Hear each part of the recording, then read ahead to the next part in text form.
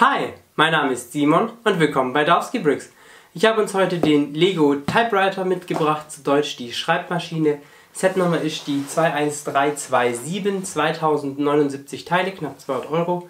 Aktuell exklusiv nur bei Lego zu bekommen, wird aber wahrscheinlich irgendwann mal noch bei verschiedenen exklusiven Vertriebspartnern zu bekommen sein. Ich würde sagen, wir packen das Set mal zusammen aus, schauen uns mal an, was wir so für unser Geld bekommen, bauen es auch teilweise zusammen auf. Wie immer ein kleines Review und ganz zum Schluss ein Fazit.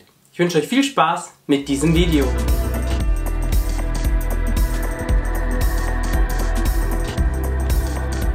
Einmal der Karton.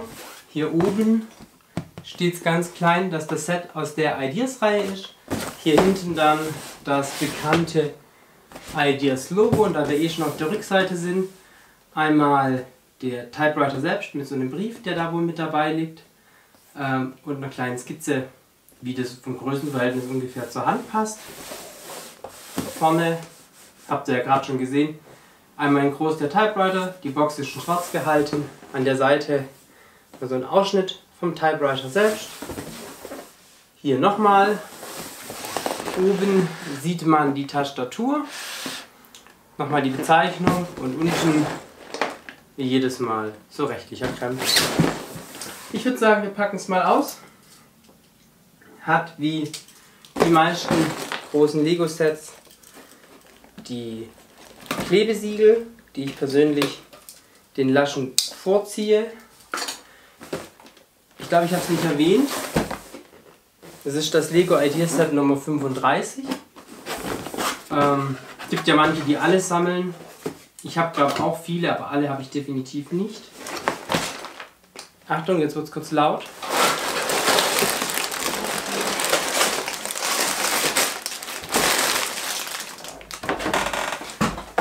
Relativ viele Teile. Gut, 2000 Teile müssen es sein, knapp drüber.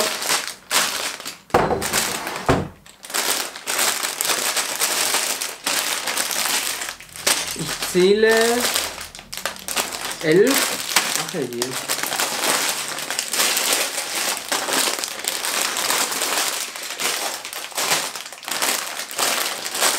Elf Bauabschnitte, oder 12 sogar, wenn noch einer dazu kommt. Hoppala, die einer verabschiedet. Was ich sehr gut finde, dass die Anleitung diesmal in so einem dickeren Papier eingepackt ist, was sicherlich auch an dem Brief liegt, der da mit dabei ist, dass der nicht verknickt, weil ist ja auch schon vorgekommen, dass solche Sachen dann sehr verknickt ankommen. Das wird natürlich mit so einem Kuvert sehr einfach umgangen. Ein Stickerbogen, wo ich einfach jetzt mal behaupte, das hätte man auch mit Prints lösen können. Ideas war doch bisher immer mit Prints. Ich bin mir jetzt nicht ganz sicher, schreibt mir es auch mal gerne in die Kommentare, wenn ich mich irre, dass das erste Ideas-Set ist mit Stickern. Ich glaube, die waren bisher immer mit Prints. Wundert mich jetzt ein bisschen. Ist das? Ach, das sind verschiedene Briefe. Einmal das hier. So ein Büchlein, müsste DIN A5 sein. Mit verschiedenen Briefen. Oder wahrscheinlich immer mit demselben Brief in verschiedenen Sprachen. Ich halte es mal, kann man sehen. Da sind die verschiedenen Sprachen, auf welcher Seite das ist, und dann kann sich jeder Lego-Fan seine Sprache raussuchen. So wie ich jetzt in Deutsch, Seite 19. Und habe dann einen Brief auf Deutsch von Lego. Und natürlich in den anderen Sprachen. Finde ich eine ganz coole Idee. Auf jeden Fall. Und einmal hier die Anleitung. Relativ dicker Schinken. Wir schauen mal kurz rein. Noch wirklich 11 Bauabschnitte sind. Jawohl. Wird gleich so gebaut. Also wieder in so Baugruppen mehr oder weniger. Und dann ist es nach 340 Bauabschnitten dann auch fertig. Okay, da bin ich mal gespannt.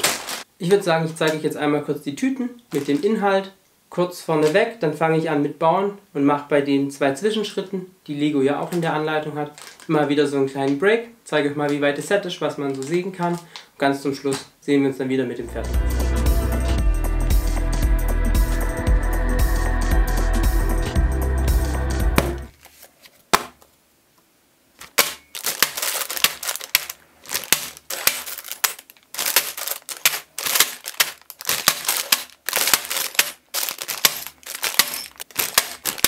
Nach dem dritten Bauabschnitt sieht das Set so aus. Die Tasten sind in Position gebracht, sind eigentlich auch, also das heißt eigentlich ganz gut gedruckt. Die Tasten sind sehr gut gedruckt, auch relativ mittig gehalten. Da kann man jetzt nicht mal so arg meckern, sieht alles gut aus. Das sind natürlich Prints und keine Sticker.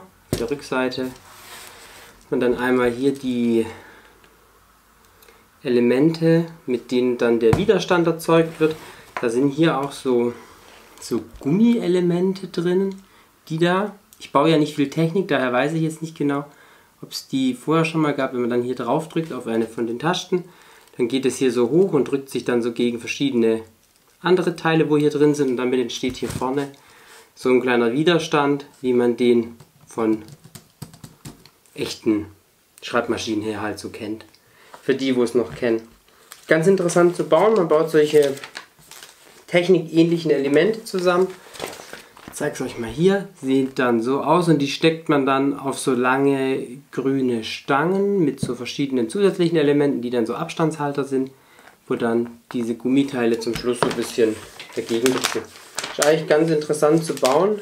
Hat schon von der Tendenz für mich, der nicht viel Technik baut, schon ein bisschen was von dem Technikmodell.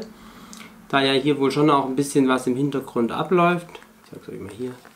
Also klar ist jetzt natürlich kein Technikfahrzeug, aber so als Modellreihe, so Technik, die nicht nur Autos sind, wie Lego das hat, wäre das vielleicht auch ein ganz cooles Set. Da hier auch solche Ansätze dran sind, dass man da nochmal was draufsteckt. Also ich vermute mal, im Inneren der Schreibmaschine wird sich auch noch ein bisschen was bewegen. So hat sich zumindest, oder so hat es zumindest auch auf der Anleitung ausgesehen, wo ich mal so durchgeblättert habe. Daher bin ich mal gespannt, wie es weitergeht. Ich würde sagen, ich baue mal weiter und wir sehen uns dann beim nächsten Teilabschnitt. Nach dem 8. Bauabschnitt sieht das Set jetzt schon so aus. Wir haben den Rahmen gebaut der Schreibmaschine und auch die erste Technik bzw. den wichtigen Teil der Technik, welchen die Tastatur vorantreibt. Ich bin auch sehr positiv überrascht über das Set, weil wenn man hier tippt, ich glaube man kann sehen, dann tippt die Maschine hier hinten im technischen Teil richtig. Das hier bewegt sich mit, dieser kleine Schieber, und den kann man dann so zurück machen mit Geräusch.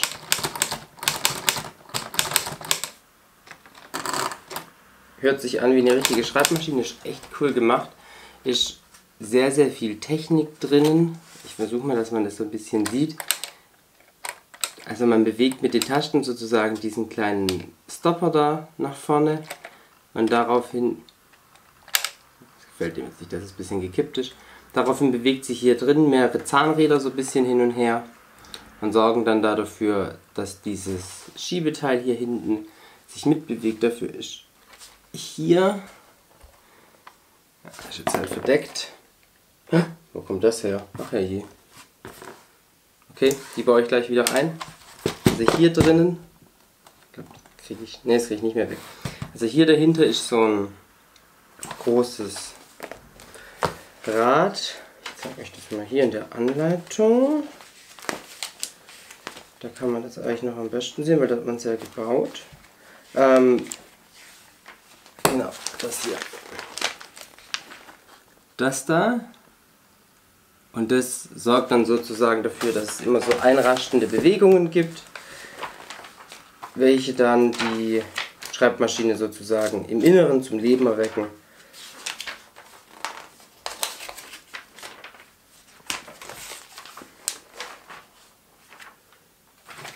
Genau. So wie das hier sah es aus, bevor die Abdeckungen reinkamen. Hier mit dem Zahnrad. welches sozusagen dafür sorgt, dass das Ganze mittippt. Echt cool. Ich vermute mal, in den nächsten 3 Bauabschnitten wird jetzt noch ein bisschen Verkleidung und hier oben rumgebaut. Ich würde sagen, ich baue einfach mal weiter und wir sehen uns dann gleich beim fertigen Set wieder.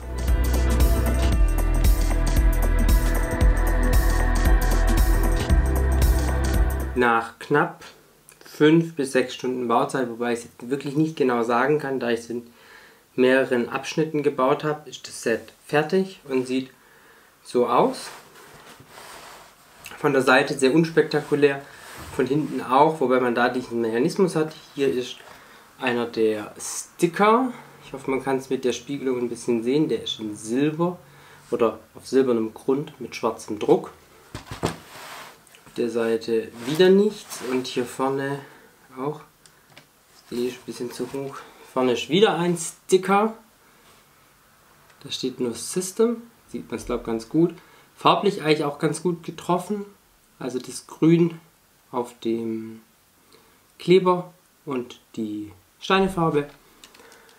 Und die Buchstaben vorne, ich habe es euch vorher, glaube ich, ja schon gezeigt. Die sind Prints.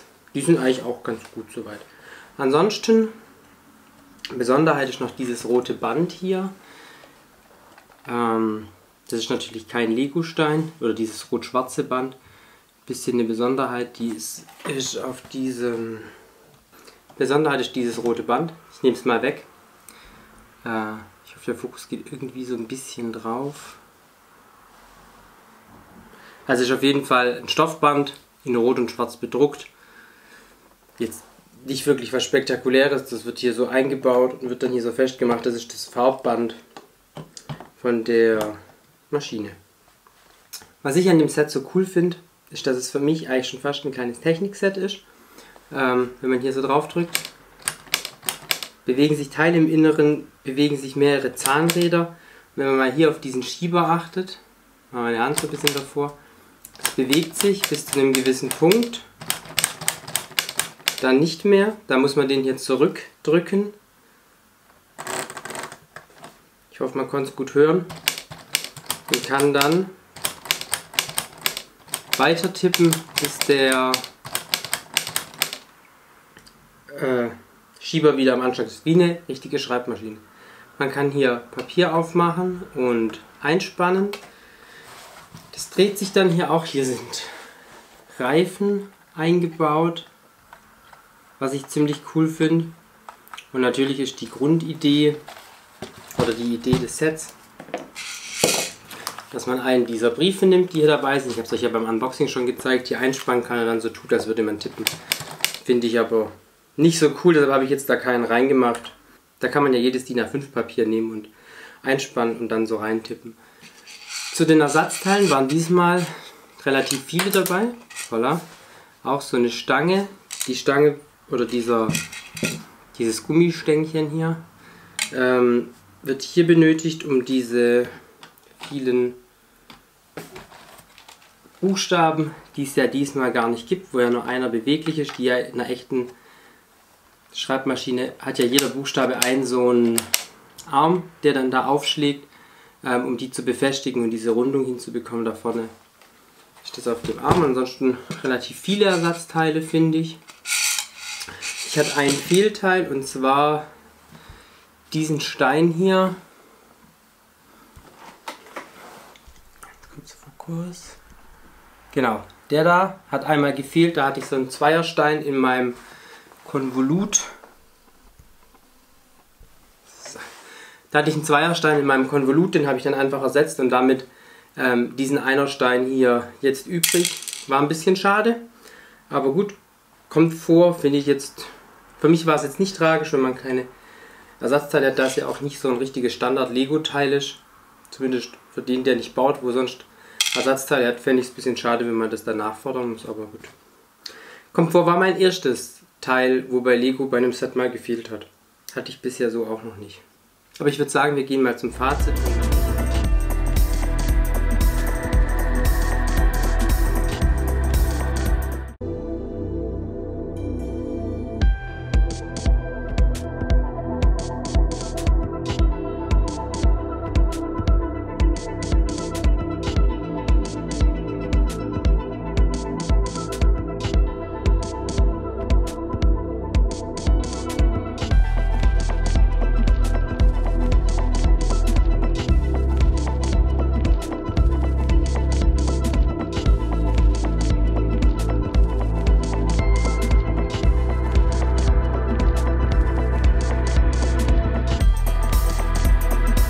Fazit.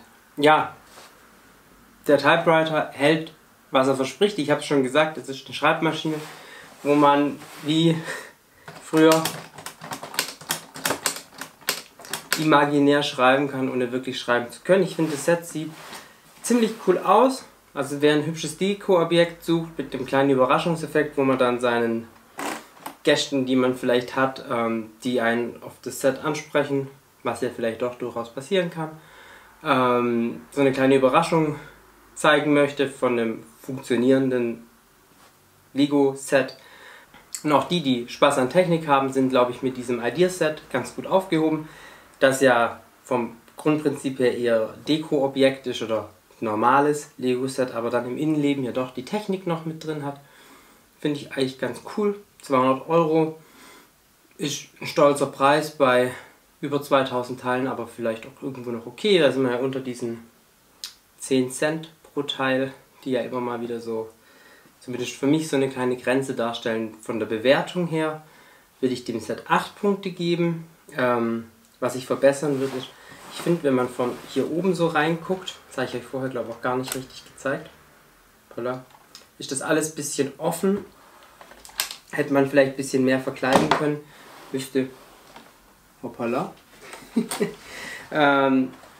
Müsste ich jetzt mit einer Originalschreibmaschine mal vergleichen, wie offen die war, wie sehr oder wie wenig man da die Technik gesehen hat. Das weiß ich nämlich ehrlich gesagt nicht. Es kann natürlich sein, dass wenn man eine Schreibmaschine vor sich hat, ich gehöre ja auch zur jüngeren Generation, bin eigentlich nicht mehr der Schreibmaschinenschreiber gewesen. Ich kenne das noch aus meiner Ausbildungsstelle, da hatten wir eine Schreibmaschine, wo wir Paketzettel geschrieben haben, weil wir nicht so viel verschickt haben.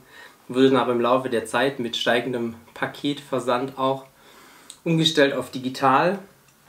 Da weiß ich jetzt wirklich nicht mehr, ob man da so reinsehen konnte, um die Technik drin zu sehen, wie die ganzen Zahnräder funktionieren. Das ist ja auch eine alte Schreibmaschine, wenn man die so anguckt, also ein älteres Modell, wo das auch wirklich sein kann, dass man da so reingucken konnte. Dann würde ich sagen, dann passt es auf jeden Fall.